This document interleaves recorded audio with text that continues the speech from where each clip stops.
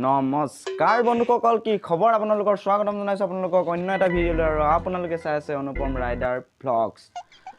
বন্ধুসকল, ভিডিঅ'টো আৰম্ভ কৰাৰ আগতে কথা এষাৰ কৈ দিওঁ, এই ভিডিঅ'টো কেৱল এণ্টাৰটেইনমেণ্ট পাৰপছৰ কাৰণে বনোৱা হৈছে, কোনেও যাতে চিৰিয়াছলি নলয়। আৰু আজি আমাৰ মাজত উপস্থিত আছে আমাৰ ককা, আৰু ককাই আজি আমাক গান গাই শুনাব। আৰু ককাক আমি কোনটো গান গাবলৈ দিওঁ মই মনত পেলাওঁ গাইজ, অলপমান ভাবিব লাগিব। আপোনালোকেও ভাবক, মোক কমেণ্ট কৰক কোনটো গান ককাক গাব দিওঁ, নহ'লে মই আপোনালোকতকৈ আগত যদি ভাবি উলিয়াওঁ ককাক কৈ দিম। মনত পৰি গ'ল গাইজ। ককা সাজুনে?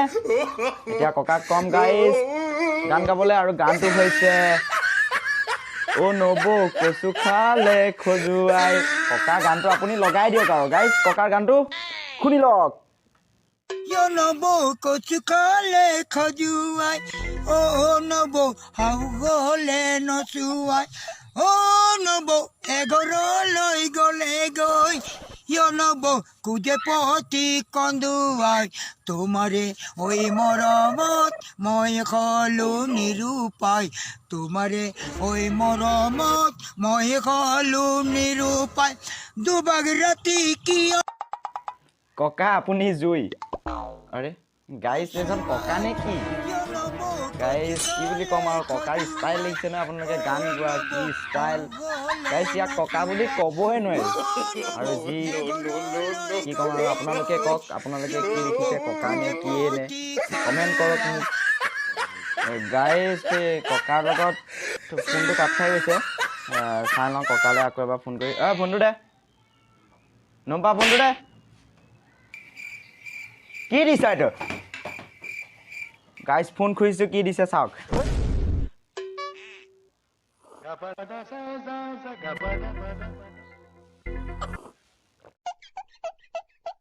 মোহন দা এনেকৈ চাই আছে যে আপুনি চাহ নাপালে নি?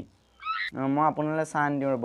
অ' মা, মা মোহন দালৈ চাহ বনাই দে।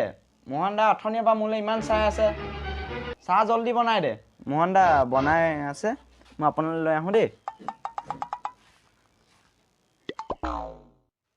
মোহন দা আপোনাক চাহ দিলোঁ বুলি কৈছে মায়ে।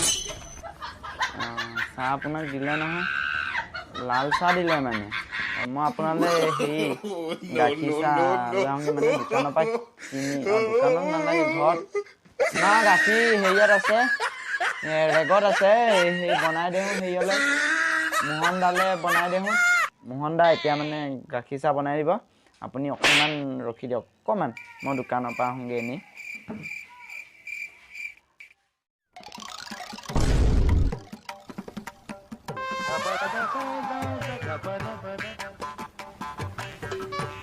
গাখীৰ চাহে নিদিছ, পাউদাৰ গাখীৰ মাৰি দিম আজি।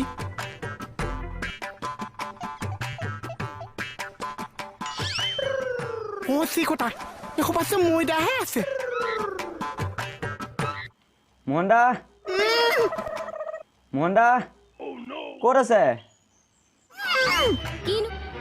কিনো মাৰি আছে ক'ত আপুনি?